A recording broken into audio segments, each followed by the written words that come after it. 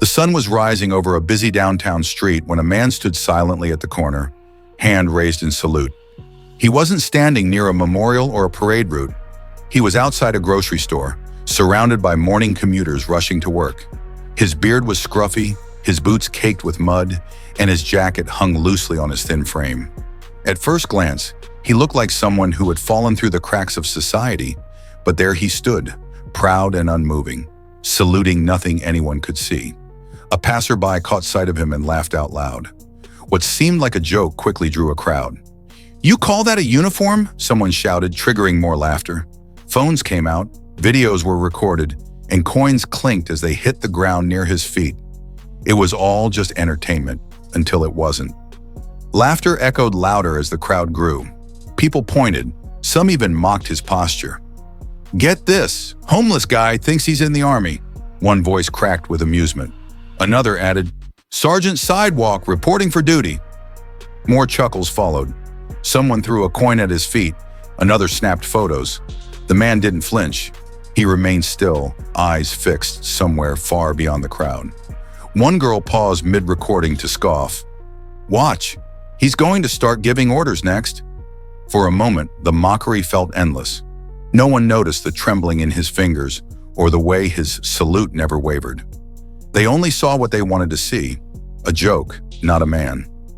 Then something changed. Slowly, deliberately, the man lowered his hand.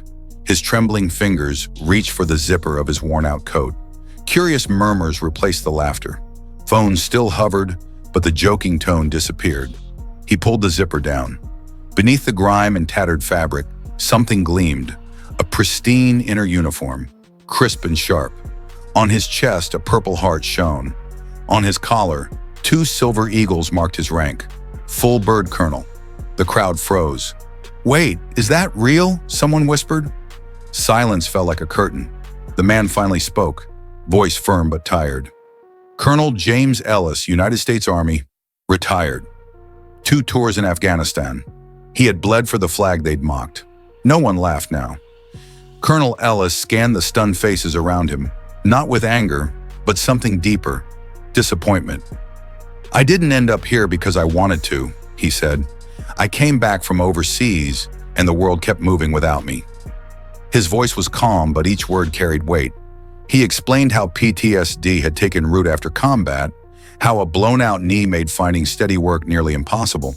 Divorce, debt, homelessness.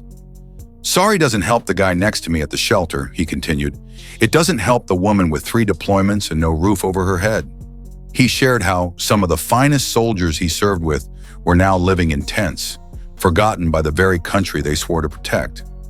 Then he gave them a glimpse into the life behind the uniform, how he became captain at 27, led recon missions, trained recruits, and lost 6 men in a single explosion. He carried that guilt like shrapnel buried deep in his chest. "I thought the hardest part was surviving war," he admitted, "but it's coming home that kills you slow." Something shifted. Phones lowered, eyes softened. One man stepped forward. "Sir, I run a local warehouse. We need people who know how to lead." Another voice joined in. "I teach at a school. We'd love for you to talk to the kids." Colonel Ellis didn't smile. Not quite, but something in his expression lightened. "I'm not asking for pity," he said firmly. "Just a place to stand, a chance to serve again. Off the battlefield this time." He held up the same piece of cardboard they had laughed at before. This time, it hit like a punch to the gut. Wounded vets seeking work, not charity. People shifted uncomfortably, realizing the depth of their earlier cruelty.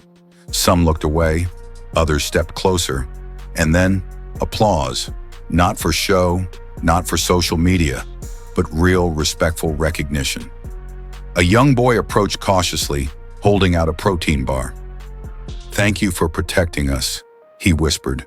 Colonel Ellis took it gently. "Thank you," he replied quietly, "for seeing me."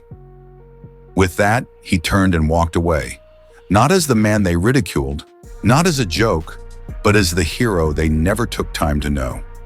Phones kept filming, but now the caption read, "This man deserves a salute."